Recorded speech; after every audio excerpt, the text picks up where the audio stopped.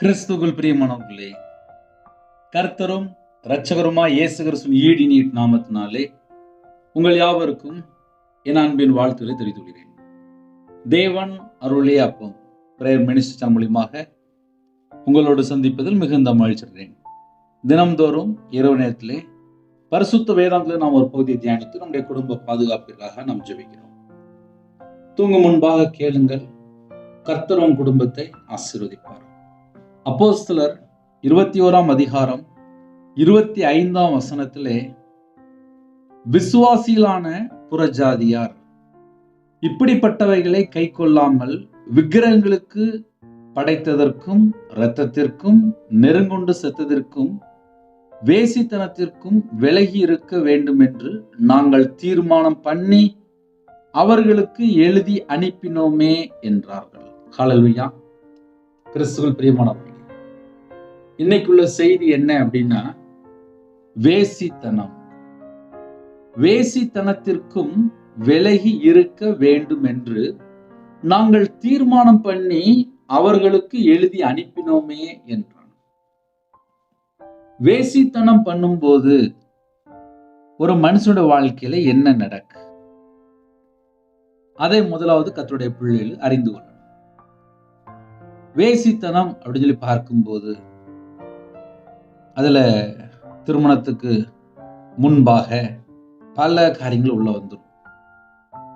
ஏன்னா வேசித்தனம் அப்படின்னாலே நேரா அப்படி போகுது. அந்தகாரத்தின் கிரியைகளை நாம் தள்ளிவிட்டு, ரோமர் 13 அதிகாரம் 12 வசனத்திலே, அந்தகாரத்தின் கிரியைகளை நாம் தள்ளிவிட்டு. அப்ப வேசித்தனம் அப்படின்னாலே அந்தகாரத்தின் கிரியைகள், அதை நம்ம முதல்ல தள்ளி விடணுமா? சரி, ஏன்பா அதை தள்ளி விடணும் அப்படின்னு சொன்னால், ஒளியின் ஆயுதங்களை தரித்து கொள்ள கடவுள். ஒளியின் ஆயுதம் அப்படின்னா என்ன அர்த்தம் அப்படின்னா, நம்ம எல்லாருமே வெளிச்சத்தின் பிள்ளைகள். அந்தகாரத்தின் கிரியைகளை நாம் தள்ளி விட்டா மட்டும்தான் ஒளியின் ஆயுதங்களை தரித்து கொள்ள முடியும். சிம்பிளா சொல்லணும் அப்படின்னா, வெளிச்சத்தின் பிள்ளையா வாழ முடியும். ஒரு குடும்பம் வெளிச்சத்துல வாழணும் அப்படின்னா அந்தகாரத்தின் கிரியைகள் தொடரக்கூடாது. இப்ப லேட்டஸ்டா இப்ப நம்ம வாழ்ற காலம் கடைசி காலம். இந்த கடைசி காலத்துல வீட்டுல ஒரு படம், ஒரு நாடகம், ஒரு செல்போன்ல பார்க்கக்கூடிய காரியம், பல மணி நேரம் யார்ட்டையாவது பேசிட்டு இருப்பாங்க, பல மணி நேரம் யார்ட்டையாவது தொடர்புல இருப்பாங்க. இப்படி நம்ம நிறைய அதை பகுதியா பிரிக்கலாம். இவங்க யார்கிட்ட பழகுறாங்க, இல்ல அவங்க யாரு, இல்ல செல்போன்ல என்ன பாக்குறாங்க, இல்ல டிவில என்ன பாக்குறாங்க, லேப்டாப்ல என்ன பாக்குறாங்க, டேப்ல என்ன பாக்குறாங்க.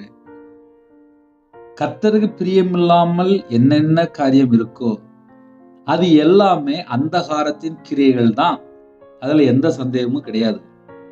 அதை நாம் தள்ளிவிட்டு, அதுக்குதான் இன்னைக்குள்ள செய்தியில முதல் வசனம் என்ன அப்படின்னா, விசுவாசிகளான புறஜாதியார். இயேசு கிறிஸ்துவ நான் ஏற்றுக்கொண்டேன், நான் விசுவாசி ஆயிட்டேன், நான் புறஜாதி தான், இப்போ நான் விசுவாசி ஆயிட்டேன் அப்படின்னா என்ன செய்யணும் அப்படின்னா, விக்கிரத்துக்கு பக்கம் போகக்கூடாது, இன்னொரு பக்கம் வேசித்தனத்துக்குள்ளேயும் போகக்கூடாது, நெருங்குண்டு செத்ததற்கும் போகக்கூடாது. வண்டியில போகும்போது ஏதோ ஆக்சிடென்ட் ஆகி சில ஆடு கோழி சில செது போயிடும். உடனே அதை வீட்டுல போய் சமையல் பண்ணி சாப்பிட்டுடலாமா அப்படிம்பாங்க. அதுவும் செய்யக்கூடாது. நெருங்குண்டு செத்ததற்கும் வேசித்தனத்திற்கும் விலகி இருக்க வேண்டும் என்று நாங்கள் தீர்மானம் பண்ணி அவர்களுக்கு எழுதி அனுப்பினோமே என்றார். இப்ப இன்னைக்குள்ள வசனத்துல முதல்ல ஒரு 3 பாயிண்ட் இருக்கு, அதையும் நம்ம தியானிச்சுருவோம். விசுவாசிகளான புறஜாதியார். இப்ப நம்ம எல்லாருமே விசுவாசி தான், நம்ம எல்லாருமே புறஜாதி தான். இப்படிப்பட்டவைகளை கை கொள்ளாமல். எப்படிப்பட்டவைகள்? விக்கிரகங்களுக்கு படைத்தது. எங்கெல்லாம் விக்கிரகத்துக்கு படைச்சது போய் சாப்பிடுறாங்களோ அங்கெல்லாம் விக்கிரகத்தினுடைய ஆவி முதல்ல இருக்கும். நமக்கு இவங்களோ அவங்களோ இல்ல, விக்கிரகத்தினுடைய ஆவி உள்ள வரக்கூடாது. விக்கிரகங்களுக்கு படைத்ததற்கும் இரத்தத்திற்கும். அப்ப விக்கிரகத்துக்குள்ள போகும்போது, இல்ல அதை படைத்ததை போய் புசிக்கும் போது வியாதி வரும். இரத்தத்திற்கும் நெருங்குண்டு செத்ததற்கும் வேசித்தனத்திற்கும் விலகி இருக்க வேண்டும் என்று நாங்கள் தீர்மானம் பண்ணி அவர்களுக்கு எழுதி அனுப்பினோமே. வேசித்தனம் பண்ணுகிறவன், வசனம் தெளிவாக எழுதப்பட்டிருக்கு. 1 கொரிந்தியர் 6 அதிகாரம் 16ஆம் வசனம் எழுதப்பட்டிருக்கு. வேசியோடு இசைந்திருக்கிறவன் அவளுடனே ஒரே சரீரமா இருக்கிறான் என்று அறியீர்களா? வேசித்தனம். அப்ப வேசித்தனம் எங்க போய் முடியுது அப்படின்னா, அசுத்தத்துக்குள்ள போய் முடியுது, தீட்டுக்குள்ள போய் முடியுது. கர்த்தரை விட்டு ஒரு மனுஷன் பிரிச்சிருது. வேசியோடு இசைந்திருக்கிறவன் அவளுடனே ஒரே சரீரமா இருக்கிறான் என்று அறியீர்களா? இருவரும் ஒரே மாம்சமா இருப்பார்கள் என்று சொல்லி இருக்கிறது. அப்போ ஒரு குடும்பம் கர்த்தரை விட்டு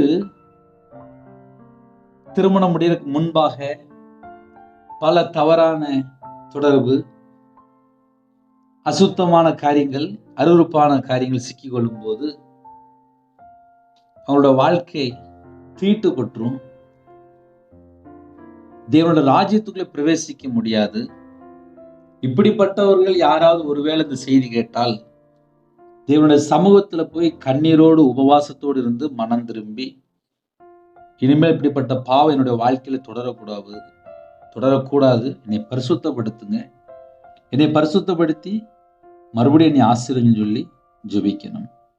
ஒருவேளை என்னுடைய வாழ்க்கையில ஒரு 10 வருஷம் முன்னாடி, ஒரு 7 வருஷம் முன்னாடி, ஒரு 15 வருஷம் முன்னாடி நடந்துருந்துச்சு, நான் ஒரு 15 வருஷம் முன்னாடி இப்படி இருந்தேன் அப்படின்னா தேவனோட சமூகத்திலே கண்ணீரோடு ஜெபிங்க. மனம் திரும்பி குணப்படுங்கள். மனம் திரும்பணுமா? பாவத்திலே இருக்கும்போது அவன் அதிலே செத்து போயிடும். ஒரு குடும்பம் பாவத்தில் இருக்கும்போது ஆசீர்வாதம் இருக்காது, சாபம் இருக்கும். பாவத்தில் இருக்கும்போது சமாதானம் இருக்காது.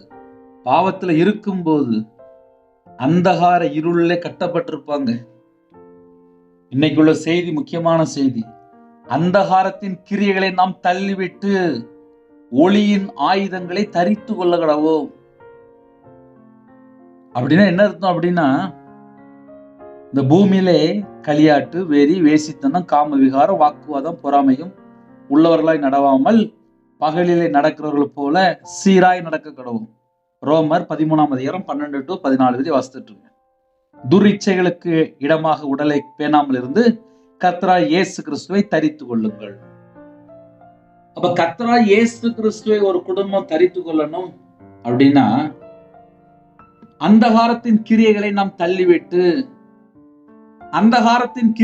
தள்ளிவிட்டால் மட்டும்தான் ஒளியின் ஆயுதங்களை தரித்து கொள்ள முடியும்.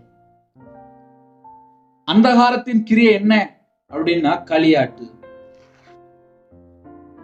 சில குடும்பத்துல செல்போன்ல 10 மணி நேரம் விளையாண்டுட்டு இருப்பாங்க, ஆன்லைன்ல போய் எல்லாம் பணம் கட்டி விளையாண்டுட்டு இருப்பாங்க. இதெல்லாம் களியாட்டு தானே.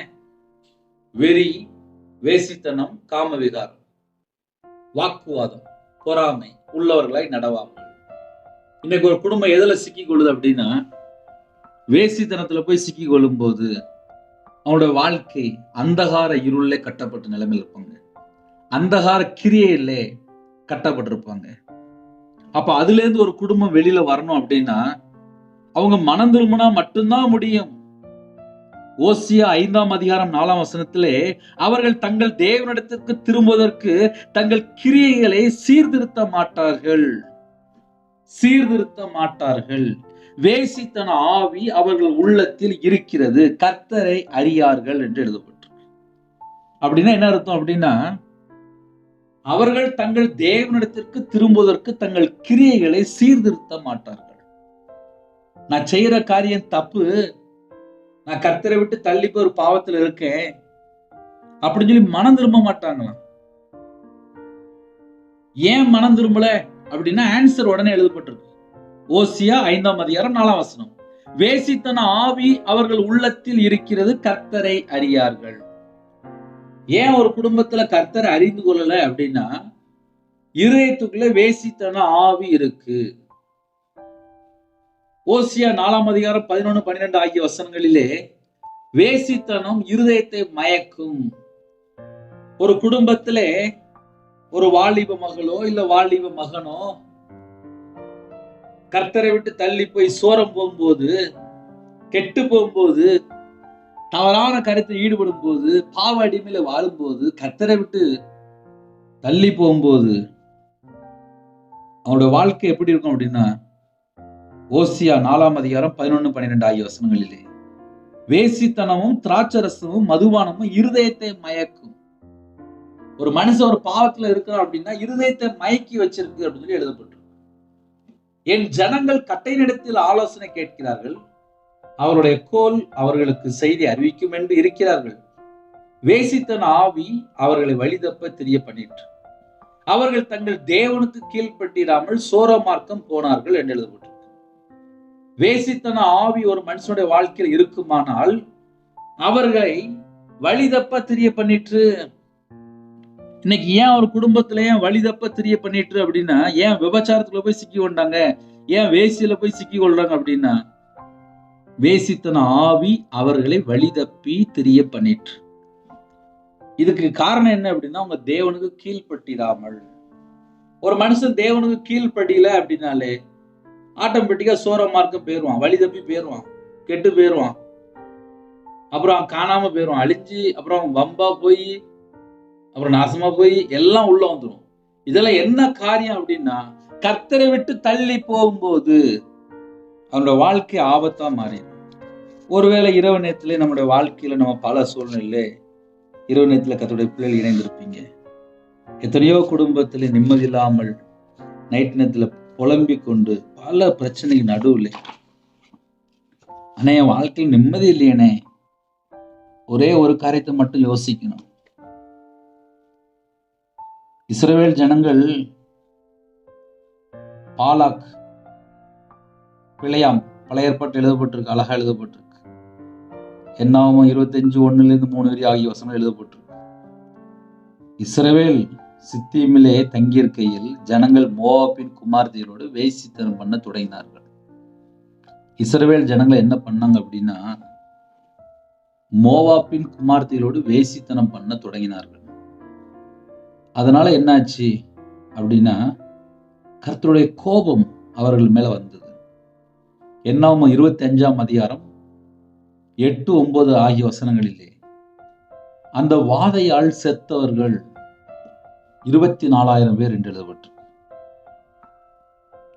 ஒரு மனுஷன் வேசித்தனத்துக்குள்ள போகும்போது பல பிரச்சனைகளை போய் சிக்கி கொள்றாங்க. வெளிப்படுத்தின விசேஷம் 2ஆம் அதிகாரம் 14ஆம் வசனத்திலே, வேசித்தனம் பண்ணுவதற்கும் ஏதுவான இடரலை இஸ்ரவேல் புத்திரர் முன்பாக போடும்படி பாலாக் என்பவனுக்கு போதனை செய்த பிழையாமுடைய போதகத்தை கை கொள்கிறவர்கள் உன்னிடத்திலும் உண்டு.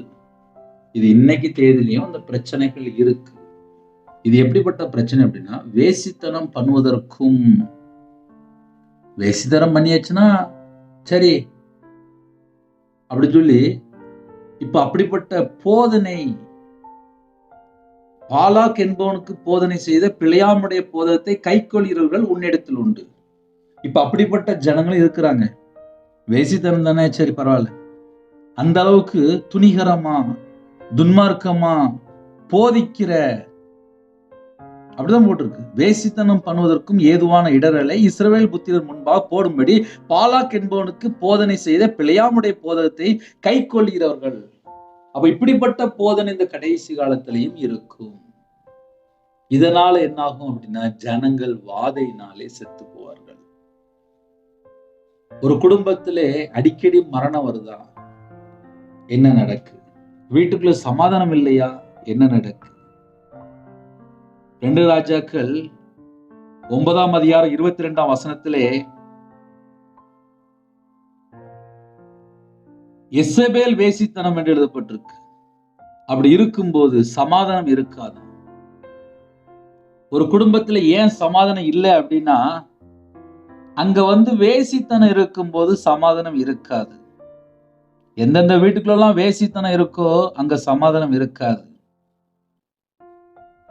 திருமணம் முடியறதுக்கு முன்பாக பல பாவ காரியத்தில் ஈடுபடும் போது அந்த வீட்டுக்குள்ள சமாதானம் இருக்காது.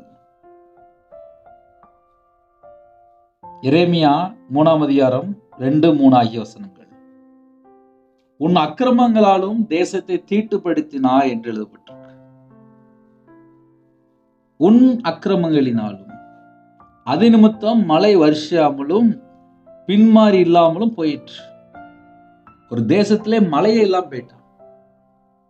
அப்ப என்ன நடக்கு அப்படின்னா, ஒரு தேசம் தீட்டுப்படுது. எதுல தீட்டுப்படுது அப்படின்னா, வேசித்தனத்துல தீட்டுப்படுது.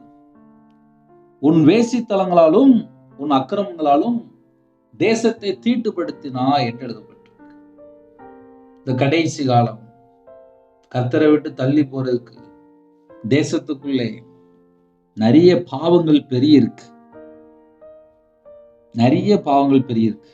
எசேக்கியேல் 23ஆம் அதிகாரம் 19ஆம் வசனத்திலே, அவள் எகிப்து தேசத்திலே வேசித்தனம் பண்ணின தன் வாலிபத்தின் நாட்களை நினைத்து தன் வேசித்தனங்களில் அதிகரித்து போனாள்.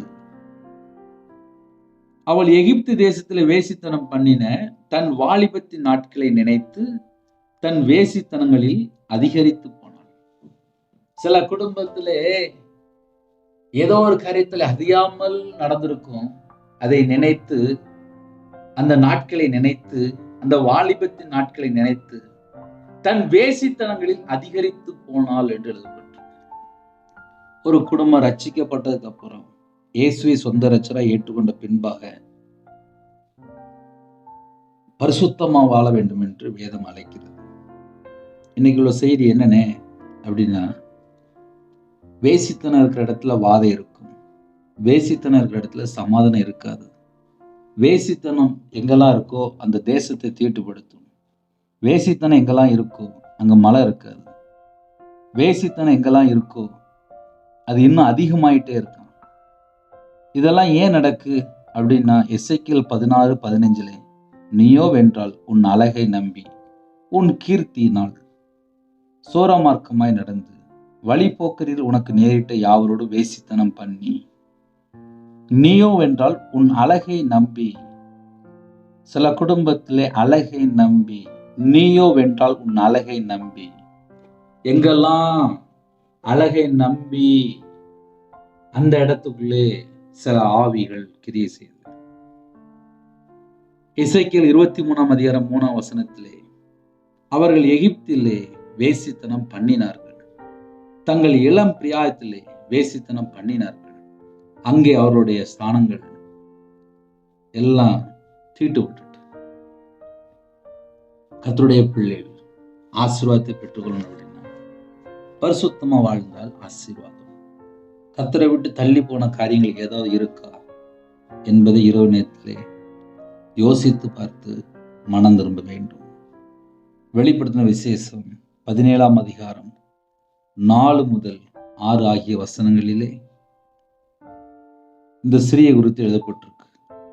இந்த ஸ்திரீ எப்படிப்பட்டவள் என்றால், அந்த ஸ்திரீ இரத்தாம்பரமும் சிவப்பான ஆடையும் தெரிந்து பொன்னினாலும் இரத்தனங்களினாலும் முத்துக்களினாலும் சிங்காரிக்கப்பட்டு தன் வேசித்தனமாகிய அருவருப்புகளாலும் அசுத்தத்தாலும் நிறைந்த பொற்பாத்திரத்தை தன் கையில பிடித்திருந்தாள். மேலும் ரகசிய மகா பாபிலோன் வேசிகளுக்கும் பூமியில் உள்ள அருவருப்புகளுக்கும் தாய் என்னும் நாமம் அவள் நெற்றியில் எழுதியிருந்தது. மகா பாபிலோன் வேசி என்று வேசித்தன ஆவிக்கு என்ன பெயர் அப்படின்னா, மகா பாபிலோன் வேசி. வேசிகளுக்கும் பூமியில் உள்ள அருவருப்புகளுக்கும் தாய் என்னும் நாமும் அவள் நெற்றியில் எழுதியிருந்தது. அந்த ஸ்திரீ யாரை டார்கெட் பண்றா அப்படின்னா, வெளிப்படுத்த விசேஷம் 14ஆம் அதிகாரம் 6ஆம் வசனம் முக்கியமான வசனம். அந்த ஸ்திரீ பரிசுத்தவன்கள் இரத்தத்தினாலும் இயேசுவினுடைய சாட்சியின் இரத்தத்தினாலும் வெறி கொண்டிருக்கதை கண்டேன், அவளை கண்டு நான் மிகவும் ஆச்சரியப்பட்டேன். அந்த ஸ்திரீ யாரை டார்கெட் பண்றா அப்படின்னா, பரிசுத்தவான்களின் இரத்தத்தினாலும் இயேசுவினுடைய சாட்சியின் இரத்தத்தினாலும் வெறி கொண்டிருக்கதை கண்டேன், அவளை கண்டு நான் மிகவும் ஆச்சரியப்பட்டேன். இந்த கடைசி காலத்தில் நம்ம என்ன செய்யணும் அப்படின்னா, இன்னைக்குள்ள செய்திக்கு வருவோமே, விசுவாசிகளான புறஜாதியார் இப்படிப்பட்டவைகளை கை கொள்ளாமல், எப்படிப்பட்டவைகளை, வேசித்தனத்துக்கு விலகி ஓடணுமா, துரிச்சலுக்கு உடலை பேணாமல் இருக்கணுமா, அந்தகார கிரியில நம்ம தள்ளி விட்டு ஓடணுமா, பகலில் நடக்கிறது போல சீராய் நடக்கணுமா? இதெல்லாம் நம்ம மேல விழுந்த கடமை. வேசியோடு இசைந்திருக்கிறவன் அவளுடனே ஒரே சரீரமா இருக்கிறான். நம்ம வேசித்தனத்துக்கு விலகி ஓடணும். இதான் நம்ம மேல விழுந்த கடமை. வேசித்தனம் எங்க இருக்கோ அங்க இருதயத்துல மயக்கி வச்சிருக்கோம். வேசித்தன ஆவி எங்க இருக்கோ அங்க வழி தப்பி திரிய பண்ணிட்டு சொல்லி போட்டிருக்கு. வேசித்தன ஆவி இருக்கும்போது அவங்க கர்த்தரை அறிய மாட்டாங்க. ஏன்னா அவன் வேசித்தன ஆவியோட அவன் நிரப்பப்பட்ட மகனா இருப்பான். அதனால விசுவாசிகளான புறஜாதியார் இப்படிப்பட்டவர்களை கை கொள்ளாமல் விக்கிரங்களுக்கு படைத்ததற்கும் இரத்தத்திற்கும் நெருங்குண்டு செத்ததற்கும் வேசித்தனத்திற்கும் விலகி இருக்க வேண்டும் என்று நாங்கள் தீர்மானம் பண்ணி அவர்களுக்கு எழுதி அனுப்பினோமே என்றான். ஏன்னா அந்த கடைசி காலத்திலே மகாபாபிலோன் வேசி பூமியில் உள்ள அருவருப்புகளுக்கு தாய் என்னும் நாமம் அவள் நெற்றியில் இருக்கிறது. எந்த பக்கம் பார்த்தாலும் தேசத்துக்குள்ள அசுத்த அருவருப்பு அக்கிரமம் துணிகரமான பாவம் பெருகிட்டு வருது. இப்படிப்பட்ட காலத்துல நம்ம வாழ்ந்துட்டு இருக்கோம். அதனால கர்த்தருடைய பிள்ளைகள், அவைக்குரிய பிள்ளைகள், வேசித்தனம் பண்ணுவதற்கு ஏதுவான இடரல் பாலாக்கு என்பவனுக்கு போதனை செய்த பிள்ளையாமனுடைய போதத்தை கைகொள்ளில் உன்னிடத்தில் உண்டு.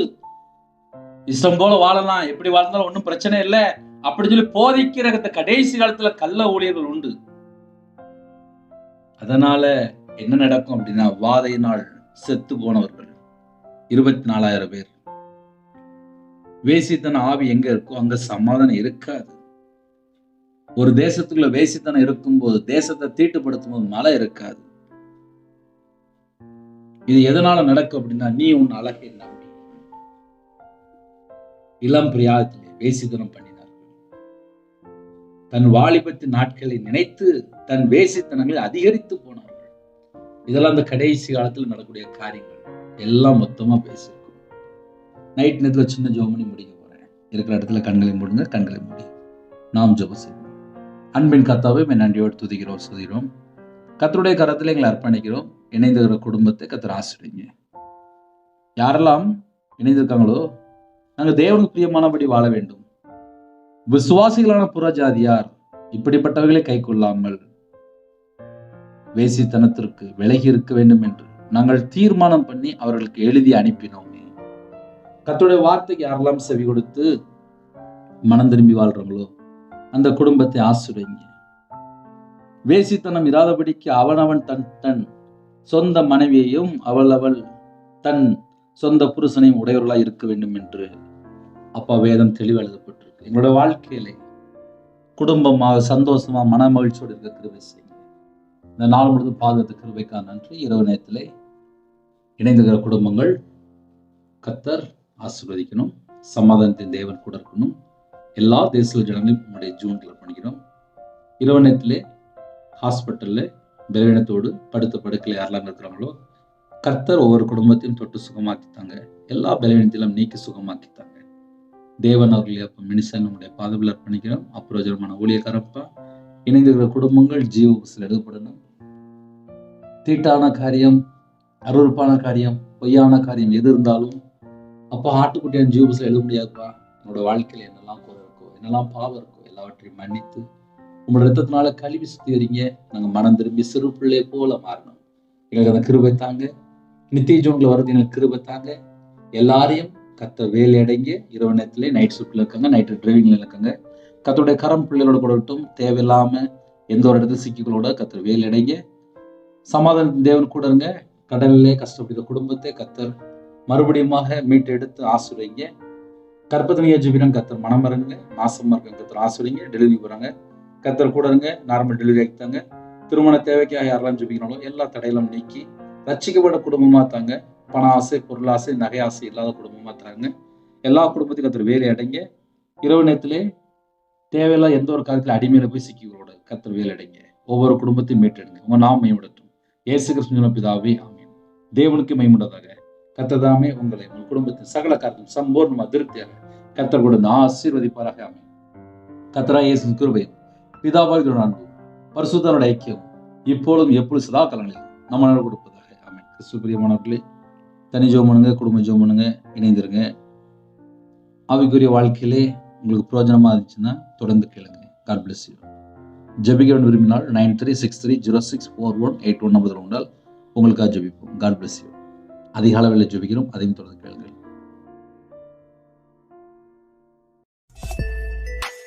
Thanks for watching. Please subscribe our channel. Click the like and share. Click the bell. God bless you.